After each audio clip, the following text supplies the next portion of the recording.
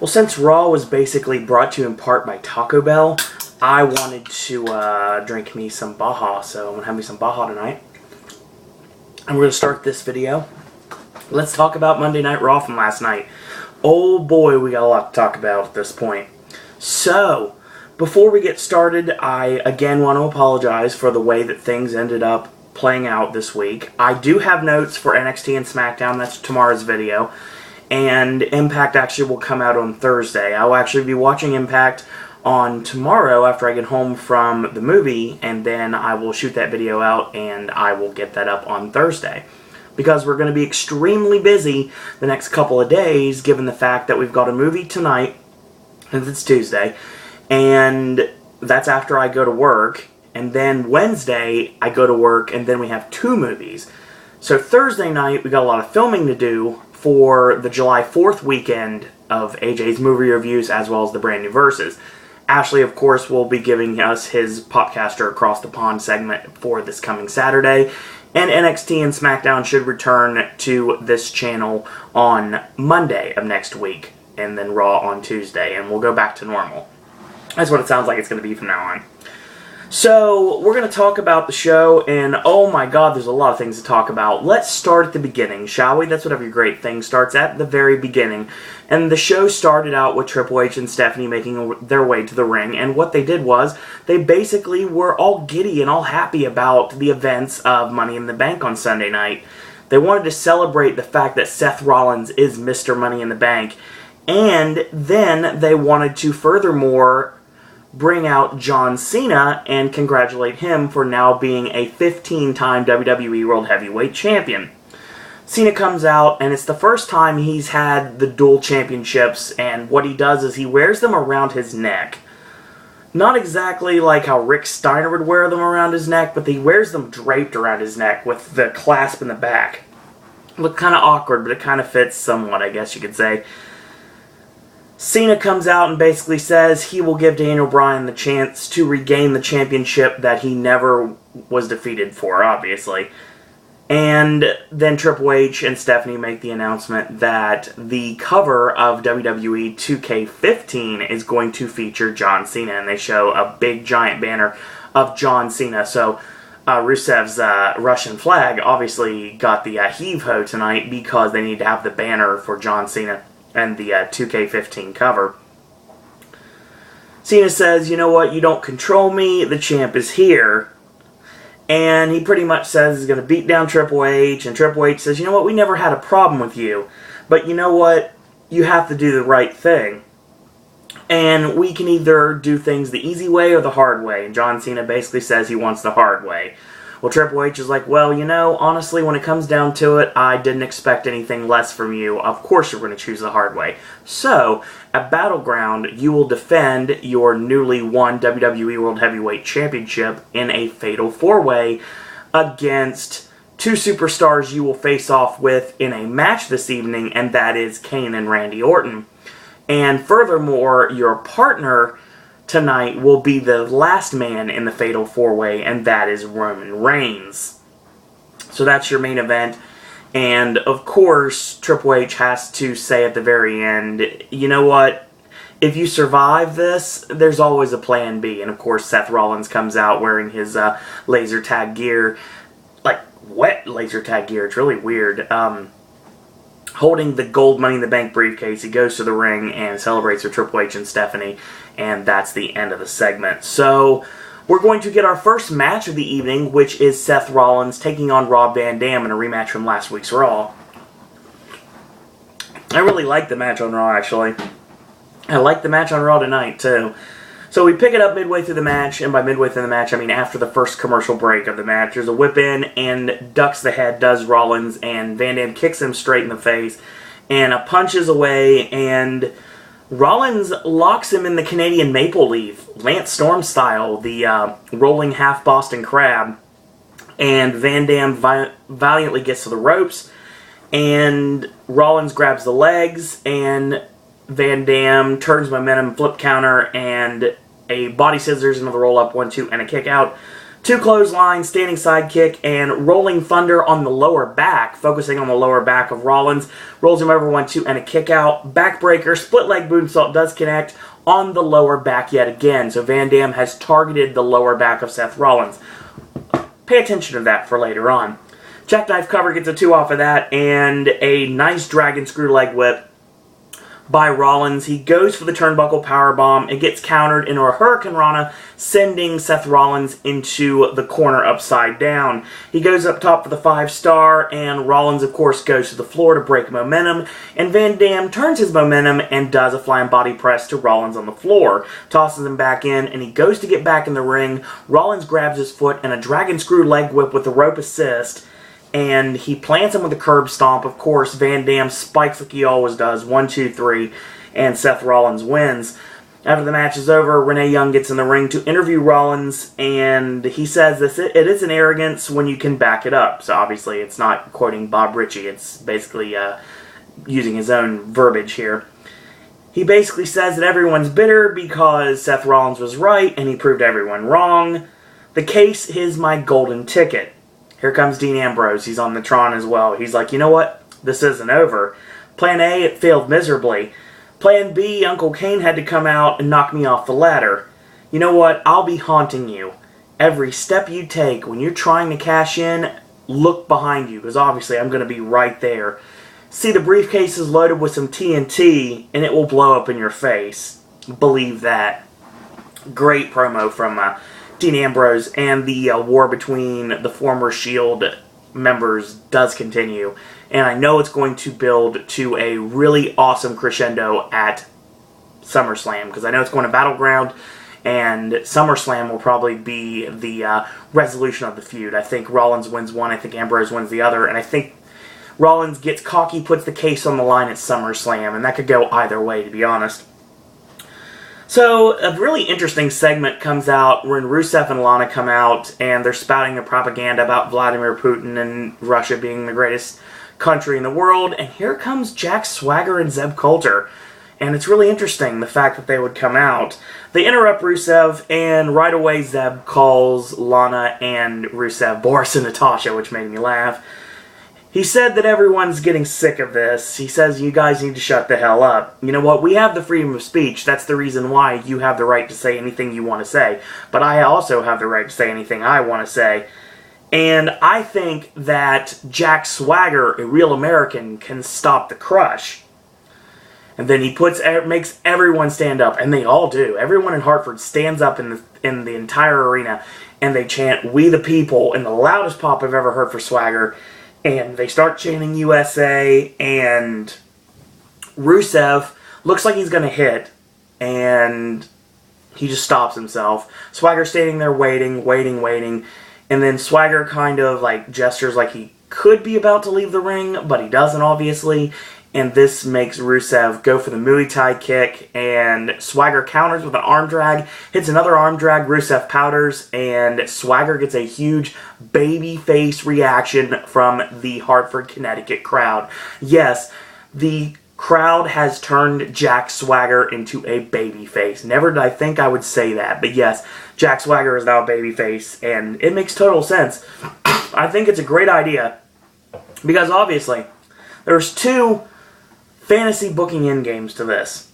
Obviously, the fantasy booking end game to this, something that would never happen in a million years, is Hulk Hogan is the one who comes in. And he's the real American, and he comes in and he puts his stamp of approval on Jack Swagger, and he gets in Swagger's corner when he faces off against Rusev at SummerSlam. I think that's a brilliant idea. I think that would be a great idea. The other idea of the end game would be that Kurt Angle comes in after his TNA contract is up, and he's the one that breaks the streak of Rusev. But I don't think that's going to happen, because I don't think Angle's going anywhere. I think what needs to happen is just exactly what I just said. I think Hulk Hogan needs to come to Raw or SmackDown and put his official stamp of approval on Jack Swagger, and thus making Jack Swagger the hand-picked Hulk Hogan challenger for Rusev. And I think that Hogan is going to... Him and Zeb are both going to be the mouthpieces for Swagger, because he's not the strongest on the mic, as everyone knows. But when it comes down to it, I think it'd be a great idea. You have Rusev go to crush Hogan, and here comes Swagger to make the save. We set up the match, Hogan in the corner. I think it just writes itself, and I think it'd be a brilliant idea. Who knows, maybe Lana can take one of those Sherry Martel patented atomic drops from the Hulkster, too. That'd be a great idea. I think that'd be pretty cool. Even though I don't think that Lana is trained to wrestle. I may be incorrect on that, but I don't think she is exactly. So that was pretty cool, and got the crowd to pop for Swagger, so that was awesome. Swagger's a babyface. I like this idea, actually. I think Swagger and Rusev is going to be the feud. Not Big E, but Jack Swagger. I think it's actually going to work. Next match is 6-man tag team action. It is the current United States champion Sheamus, along with the current WWE tag team champions Jimmy and Jey Uso, taking on the 3 members of the Wyatt family, Luke Harper, Eric Rowan, and Bray Wyatt himself. So this picks up after the commercial break, and Rowan has a neck vice on Jimmy Uso, and Jimmy elbows his way out, and Rowan sends the Uso down to the canvas with a hair pull takedown and a face rake in, tagging to Bray Wyatt with a big avalanche in the corner, a stomp for good measure, tags in Luke Harper, Harper comes in, whip in, charges in, and Jimmy gets the elbow up, charges in, Jimmy gets the boots up, and a whisper in the wind connects to Luke Harper. Harper tags into Rowan, hot tag to Sheamus, axe handle, and punches Bray Wyatt off the apron for good measure. And the shoulder block in the corner, and the high knee lift. And he goes for the fireman, sitting up for the Finley roll, and he lands on his feet, sidesteps, he goes out to the apron, does Rowan, and he gets caught with the clubbing blows, 12 of them in succession. Sheamus goes up top, battering ram to Harper and Rowan on the floor, tosses Rowan back into the ring, ducks the clothesline, and an over-the-shoulder power slam from the standing variant, and Rowan knocks Sheamus over the top rope to the floor. Tagging to Luke Harper, Harper comes in with a big boot on the floor onto Sheamus, tossing him back in, tagging to Bray Wyatt, leaping back senton, 1-2, and a kick out. So the mounted forearms to the back of the head by Bray, tag back into Eric Rowan, Bray with one big right hand for good measure, and Rowan with a scoop slam, hits the big splash off the ropes, 1-2, and a kick out. Puts both fists to the head, kind of like the old Sergeant Slaughter Atomic Noogie, but with both fists instead of just one, and drops a knee, 1 count only off that. Tagging to Bray Wyatt, a headbutt and a right hand. He charges into a big boot, he goes to the middle rope, and a big right hand knocks Sheamus off the top rope to the concrete floor. So he leads the fan chorus at ringside and around in the entire arena. He's got the whole world in his hands, of course. Tagging to Luke Harper, he comes in with a double chop. Sheamus and Harper trade punches and a slam into the ring apron. And he tosses him back in, and a super kick by Harper on Sheamus, 1-2, and a kick out. So he punches Uso off the apron, and he gets caught with the Irish Curse backbreaker. Tagging to Jay, he goes up top, flying body press on Harper, back kick, right hand, drop kick. Harper knocked to the floor by the drop kick. Samoan suicide dive connects, tosses him in, goes up top, leapfrog, lands on his feet, and catches a spin kick and a super kick. Rowan makes the save before Harper eats the pin, and Sheamus with the brogue kick on Rowan, knocks him out of the ring, and Samoan suicide dive on Rowan. Bray with a huge Uranagi on Sheamus, and he ducks the clothesline, slides out, breaking momentum, and Harper just mows over Jey Uso with the discus lariat, 1-2-3, and the Wyatt family win this really great 6-man tag. So, very entertaining match between these two teams, and I don't think we've seen the last of the Usos and Harper and Rowan. And you know what? I think we're starting a feud slowly but surely with Bray Wyatt and Sheamus. Maybe a short-term feud to lead us into something else that's going to be coming up rather soon as well. I think that Sheamus and Bray Wyatt may meet for the United States Championship soon. I think it probably will happen at some point. Do I think that Bray Wyatt's going to win the U.S. title? No, because I think Bray Wyatt has some different fish to fry. But we'll talk about that as we progress. Bo Dallas comes out, and he says he wants to join me in a 60-second of silence in the name of Wade Barrett and Daniel Bryan, who are both unable to compete right now. And it's a lot longer than 60 seconds. And he says, don't stop Bo leaving, and that's the end of that. So, Bo Dallas set up feuds with Daniel Bryan and Wade Barrett once both of them are able to compete again. Excuse me. I think that's probably a good idea. Obviously, we've already had the Bo Dallas-Wade Barrett feud, but it didn't really work the first time. I think this time it actually would. So, yes, Bo Dallas basically being really smarmy about everything, and I really love the Bo Dallas gimmick, and I'll tell you right now that I think that there's a lot of awesomeness still to come from Bo. This, of course, is interrupted by something that happened a little bit before this, actually before the last commercial break. Nikki shows up looking tan, really, really tan, and Stephanie basically says that she has a match, her and Brie against the Funkadactyls. Like, oh, that's right. Brie's gone. She doesn't work here anymore, so we're going to have a handicap match. So it's the Funkadactyls against Nikki Bella, and we'll pick it up midway through the short match. Naomi with a high kick, flying body press, and her falling inverted DDT finishes off Nikki. Cameron wanted to get the pin, and of course she was not able to do so. Cameron and Naomi fight, and they jaw back and forth, and basically they shove each other, and Cameron's like, girl, bye, and bombs out. So I guess, apparently, if I pick up commentary correctly, Cameron wants to be known as the bomb.com now, not Cameron. So yeah. Or call her bomb.com. Yeah, that's kind of lame. So yeah, this went nowhere, and there was no point to it. Basically just furthermore cementing the fact that the Funkadactyls are splitting, and I think this is their official split, to be honest. And I think after this is over, and after the next season of Total Divas is over, I think Cameron gets her walking papers if she doesn't shape up in the ring. I do like the fact that she used the code breaker the night before Chris Jericho returns. Yeah, that's interesting timing. So, we'll pick up another piece of bad news, pun intended in this case, that of course, due to the vicious attack from Jack Swagger on SmackDown that I'm going to talk about tomorrow, which is weird talking about it in the future tense when I'm talking about it in the past, which is still tomorrow's video. I watched the match back, and obviously I recapped the match, and I'll be doing that video tomorrow, that along with NXT from last week. But I noticed what happened. When Swagger threw him into the barricade, the first time, it looked like something could have happened.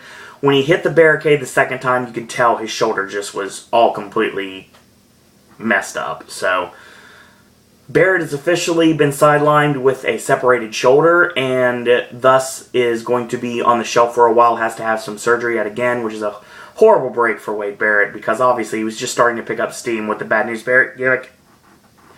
And hopefully, once he returns, he'll be better than ever, and finally going to live up to that World Championship potential that I truly know that he has. So, that's going to make him have to vacate the Intercontinental Championship. So at Battleground, there is going to be a tournament? No, there is going to be a Battle Royal to determine who is going to be the new Intercontinental Champion. And of course, this brings out our next segment. Paul Heyman comes out and says he's pretty happy that Barrett had to vacate the championship because now Cesaro can win it. So that's our next match. It's Cesaro and Kofi Kingston.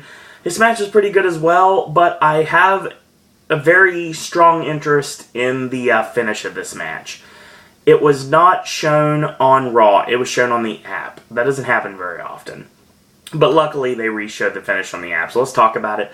Cesaro says he's going to go for the giant swing, and of course, he swings it off, like literally, like swats off. He's not going to do it, and he stomps away on Kofi instead. Chinlock, Kofi elbows his way out, comes off the ropes, and he floats over. Nice Rana 1-2 and a kick out. Charges in, and spun around, Swiss uppercut to the back of the head in the corner while he's all tied up. We come back to live action, and Kofi has gotten the win. Apparently what happened was there was a victory roll set up, and it was turned into a Rana, and it was spun around into a Rana, and it was turned into a sunset flip. He stacks him up 1, 2, 3, and Kofi actually won. Well, this basically picks up after Kofi wins when we come back to live action, and what happens is Cesaro just freaking snaps. Cesaro just destroys Kofi, and he just beats him like over and over again. He tosses him into the wall, and he tosses him over the announce table into Michael Cole. I think he got hit in the nuts, to be honest, if I can see what I saw. He tossed him over the barricade, and he tossed him into the wall, and he pressed him over the barricade onto the concrete floor. And then he just pulls Kofi chest into the ring post over and over and over and over again. A vicious sword-arm clothesline, spins him like a top, and Heyman talks to Cesaro, gets him to bomb out, and he walks him to the back. So yes, a vicious side from Cesaro. So this babyface turn for Cesaro Not coming anytime soon. I think he's going to be the uber heel here, and still sporting the stunning Steve Austin ring robe from last night's pay-per-view. Or Money in the Bank's pay-per-view, depending on when you're watching this video. We get a commercial in the middle of Raw for Twisted Tea, involving Santino talking to his Cobra. I know. And basically saying that no one showed up to his party, not even Emma. Here comes Adam Rose, and it would make sense that Adam Rose brought Emma, but apparently not. Adam Rose and the Rosebuds party, and yeah, it's a really horribly set up backyard picnic set that is in the back, and you could definitely see the TV trucks in the background. It was just a horribly shot, and it shouldn't have happened. Good promo for Twisted Tea, I guess, if you're a drinker, sure. So, No Chance in Hell plays. We're in Connecticut. It's possible, right? Here comes Damien Sandow dressed like Vince McMahon. He comes out. He uses the very Vince-like drawl, and he says, "Welcome to Monday Night Raw." He says, "I'm Vincent Kennedy McMandow." And he says, "I recognize great talent like Hulk Hogan, Triple H, Stone Cold Steve Austin, and even someone that everyone else has no faith in, and that's Damien Sandow. He's going to personally enter Sandow into the Battle Royal. And if you have a problem with that, you're fired." Well, Stephanie takes complete offense to this, gets on the Tron, and basically says that, "You know what? Who do you think you are? And my father had to fight giants, and you know what? How about you do the same?" So, of course, that means one thing and one thing only. That means that we're going to see the Great Khali. Yes. Khali comes out, faces McMandow, and just the bell rings, the brain chop, 1, 2, 3, Khali wins. Yay. So all day on the internet, there's been buzz that a former WWE champion was going to be returning to the program tonight. And it turns out there were 3 former WWE champions that returned to the program tonight. One of which was not a WWE champion, but a WWE Divas champion. But we'll talk about that as we progress. So Justin Roberts brings out The Miz, and The Miz comes out, and he's got a white suit on, sunglasses, got the scarf, he's looking very Hollywood. And he says, "I'm back." Very poltergeist. He's like, "Miss me?" And he's like, "All the studios wanted me, and they wanted me to be the next big thing. I'm an actor now. I'd be the biggest movie star if I continued on this path, but I came back for all of you, to prove all of you wrong. See, you took me for granted, and you all are wrong. I won't leave until I main event WrestleMania again, until you beg me not to go." And then, swerve, Chris Jericho's music hits. Jericho shows up, wearing the light bright jacket. He comes out, not saying a word. Looks in good shape, not saying a word. Miz goes, "So, is this the 2012 Chris Jericho that's back for 3 weeks, doesn't talk, and wears a stupid light bright jacket?" He's like, "I'm important. I'm a movie star." And the Miz gets laid out with the code breaker. Jericho gets the huge pop, grabs the mic and says, "Damn, that felt good. Welcome to Raw is Jericho stopped." Wyatt interruption. Lights come back on. Wyatt, Rowan, and Harper have surrounded Jericho in the ring. They mug Jericho as Bray walks on, walking around the ring, watching on, and then he sits in the corner to watch his handiwork being dealt out. Of course, the blatant slap to the face of Rowan and whip into the Avalanche and a big boot by Harper, and they pick up Jericho. Bray Wyatt lays him out with Sister Abigail, and we have started something new. Okay, say what you will about the fact that they want Bray Wyatt to be a babyface, and I still think that'll happen eventually. But for the time being, just like with Cesaro, they're going to make something out of this. And what they're going to make out of this is they're going to make you hate Bray Wyatt. Regardless if you chant for him or you cheer for him, attacking someone that is as loved as Chris Jericho, who's definitely going to be a babyface in this round, it looks like, that's something that is going to get him a lot of heel heat, and that's exactly the right direction to go. I thought it was a brilliant idea to have the Wyatts jump Jericho, of all people, to play with the fact that Bray Wyatt's not going to be over against Chris Jericho. He can be a babyface against Cena, he can be a babyface against a lot of the roster, but when it comes down to it, he's not going to be the babyface against someone like Chris Jericho. And Jericho and Bray Wyatt have already met in NXT, and the match was awesome. And Jericho is known for putting over young talent. Obviously, we completely talk about the fact that he made Fandango at WrestleMania. So we have a lot that Jericho can do to build Bray Wyatt's star even brighter. And when it comes down to it, this is going to be an awesome program. Number one, they both can work. Number two, they both can talk. Can you imagine the promos between these two? And supposedly there is a rumor going around right now that this match is going to happen at SummerSlam. This is one of the 6 rumored matches at SummerSlam. That's one of the ones that's going to be at SummerSlam. Ambrose and Rollins at SummerSlam, and I'll talk about the rest at SummerSlam once we progress, and I'll progress a little bit quicker than that. So yeah, that was really awesome, and it was a great way to utilize Jericho and a great way to utilize Bray Wyatt and feuding with Jericho. So yes, I'm very excited about this, and it's going to be awesome, pun intended here. What does this mean for The Miz? It's going to be interesting, the Hollywood heel run for The Miz. I know that's going to be the gimmick that he's going to go with this time, so I don't have an issue with this. I think it's actually going to work pretty well. Miz and Jericho, I'm sure, will meet at, I think Miz and Jericho actually meet at Battleground, and Jericho and Bray Wyatt meet at SummerSlam. That's what I think will happen, because don't forget, we have Battleground being the in-between between the road to SummerSlam. So, we get our next match, another battle of my t-shirt collection. The aforementioned Fandango taking on Dolph Ziggler. This match was good. Short as all get out, but good. So, apparently what happens is Layla decides she wants to get a kiss, and Fandango obliges her, and yeah, that doesn't work very well. Right hands in the corner with the 10 punch, and the Hangman's neck breaker, and he hits the Heartstopper elbow. Here comes Summer Rae wearing a gorgeous pink dress. She gets in the ring, she kisses Dolph. Dolph kisses her back, Fandango is distracted, and eats a zigzag, 1, 2, 3, and Dolph Ziggler wins this match. So we're playing on something that we've been doing on the house shows lately that finally got brought to television, and that is the pairing of Dolph Ziggler and Summer Rae. And I don't have a problem with this. I think this actually could work pretty well, but what I really want to see somewhere down the line is a double turn where basically Layla is going to be the heel here. Actually, Layla's going to be the babyface here because she's going to get screwed over by Fandango. He's going to go back to Summer Rae, who's going to turn on Dolph Ziggler to go back to Fandango. So Fandango and Summer Rae will get back together before the year is over. But first, I think that we're going to have a nice little program between now and then. But I will say that I like this. I think this will work pretty well. But if you're going to do this, I think you invest more time in these matches. And whether it's on Raw, SmackDown, or even main event, I would put more time into these matches.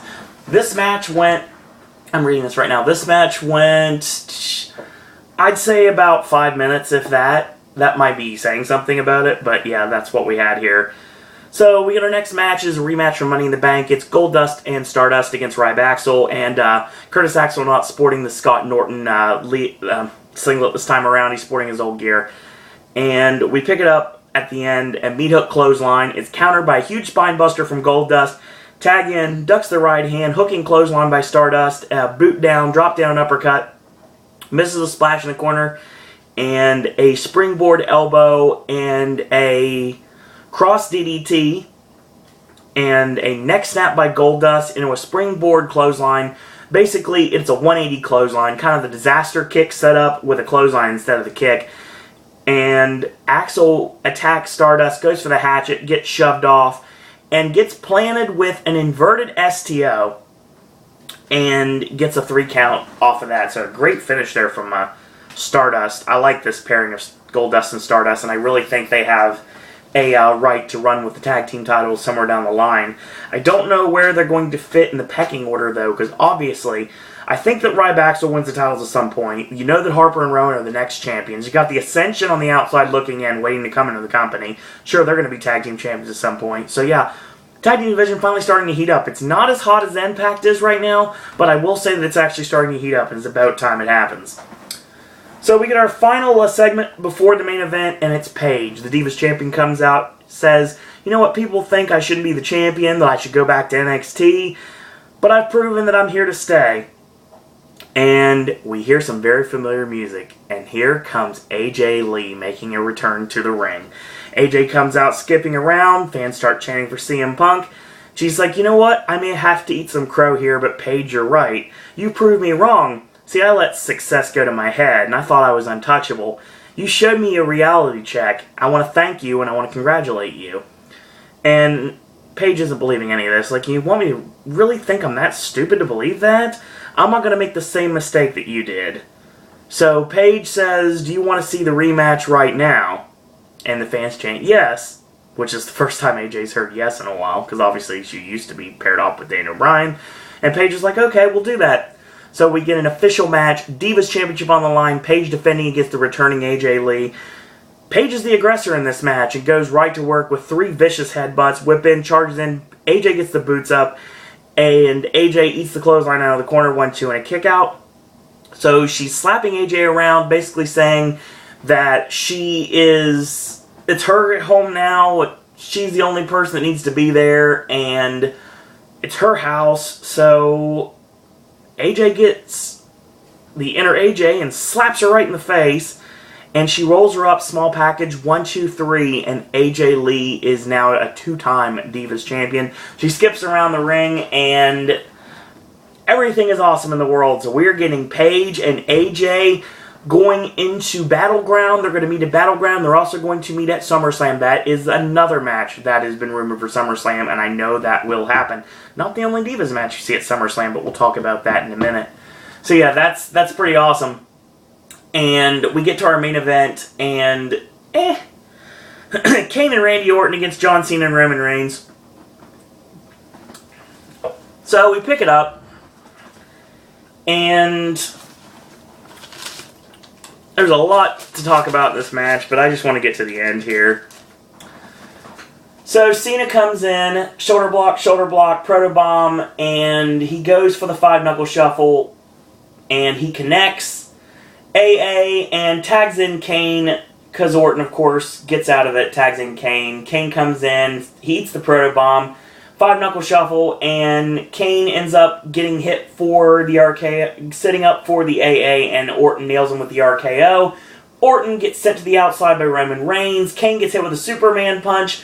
Reigns and Orton battle up to the ramp all the way to the back, and this allows Kane to send John Cena hard in the steps. He grabs the steps, he pastes Cena with them, calling for the DQ, and that's the end.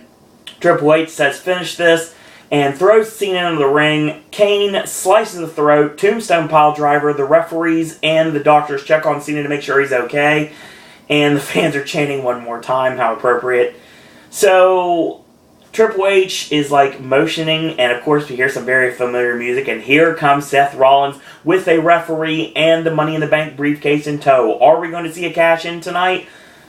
Let's see. So he hands the briefcase to the ref. Rollins yells at the ref to basically says, I'm not going to allow this unless Cena's up on his feet first. Obviously they have to give somebody a fighting chance. They have to get to their feet. You know how they rewrite the rules every single time. So Triple H drags him out of the ring, pretty much threatens his job. Here comes Dean Ambrose. He attacks Rollins from behind. He fights him over the barricade. And then Kane ends up trying to follow, but he's not fast enough. And Rollins and Ambrose brawl through the crowd. And Triple H has the briefcase, which of course has not been cashed in on because the bell never rang. So of course this was a teased cash-in that didn't actually work. He calls the ref an idiot, which was funny to me. Kane grabs a steel chair, and Triple H grabs the briefcase. He's going to take care of Cena once and for all, does Kane. Reigns comes back in, spears Kane, and Reigns stands tall, stares down Triple H, and this is the first tease we get of Triple H and Roman Reigns potentially coming soon. And they have the stare down, and that's the end. So, yes. Triple H backs down, and that's how we go home on this wild edition of Monday Night Raw. So what I'm saying right now before we get started, the top matches supposedly for SummerSlam, AJ and Paige for the Divas Championship, Bray Wyatt and Chris Jericho, Roman Reigns against Randy Orton, not Triple H. So that means that Roman Reigns and Triple H will either happen at Survivor Series or at the Royal Rumble. And if they're going to have Roman Reigns win the Royal Rumble and challenge for the WWE World Heavyweight Championship, which I know a lot of people think that's going to happen, then they obviously can't do it there, so they'd have to do it at Survivor Series.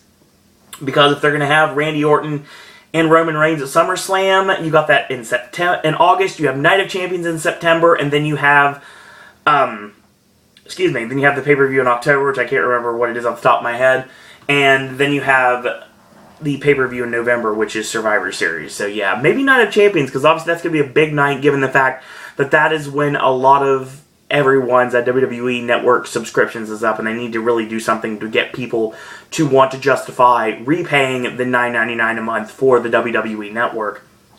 So yeah, that was the show tonight. Really awesome show. I very much enjoyed watching the show. I would say right now, you guys need to check out Seth Rollins and Rob Van Dam. This program that we have starting between Jack Swagger and Rusev that had just the seeds planted tonight with the arm drags when Rusev tried to strike, I just thought that was awesome. And I think it's going to lead to Rusev putting Zeb in the Accolade. I think that's going to come down the line. And I think it's going to be really interesting to see what happens with that. Definitely check out that promo. It was definitely worth seeing. The Wyatt family against Sheamus and the Usos, excellent match. Definitely check that out if you get a chance to. I would say that Cesaro and Kofi, it was alright for what it was. And I would say definitely, without a doubt, check out Paige and AJ. And check out the, it was short, but it's basically a tease of what's to come. We're also going to be seeing, we saw an interesting heelish side of Paige there. We're seeing maybe a heel turn for Paige coming in the near future, which I think will probably happen. Maybe Paige is working with the Authority. I think that's a good idea. An evil Paige leading with the Authority. I think that's a great idea, to be honest, and I think they should do it. The segment with Chris Jericho, The Miz, and the Wyatt family, brilliant. Brilliantly booked in every single way possible. I definitely recommend that completely.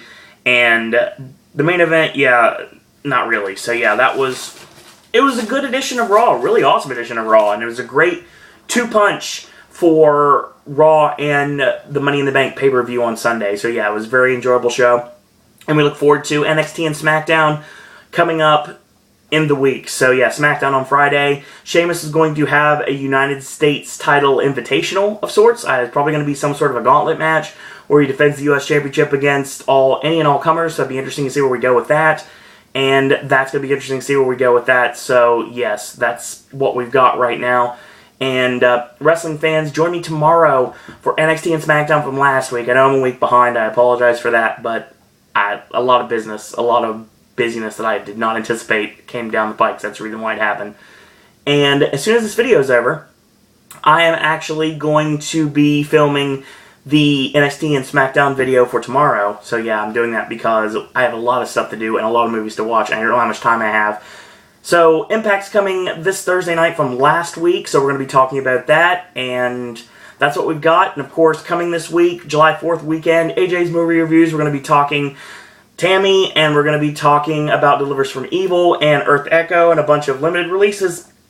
Saturday, AJ will not be joining us. I will not be joining us. It will be Ashley's segment, our popcaster from across the pond, to deliver some video game knowledge. And Sunday, brand new verses. We're going to go time travel this time around, so that's going to be a fun one. And of course, wrestling content back next week. Halloween Horror Nights videos and information coming as soon as I get some more information. Hollywood videos still to come. I just haven't got a chance to get all my ducks in a row yet, so we'll get that taken care of. So as always, if you like these videos, tell your friends about them, leave a comment, do subscribe, help spread the word about Pop. If you haven't yet like our Facebook fan page, go ahead and like our Facebook fan page. It is Sir Owen Disney Pop. If you haven't yet, you can send me a friend request on Facebook. It is Owen Disney. And if you would like to follow me on Twitter, it's at Sir Owen Disney. Last but certainly not least, you want to send your thoughts, comments, queries, and opinions. You want to talk wrestling, Universal, Disney, Halloween Horror Nights. Or if you'd like to ask me questions that I would never answer on here in a million years. Or if you'd like to become a podcaster yourself, send your comments, send your content. And if you have any ideas for segments or versus ideas, send those to my email, sirowendisney@gmail.com. In the meantime, I want to thank you guys and girls out there for watching. And until tomorrow, boys and girls, that's all I got to say about that.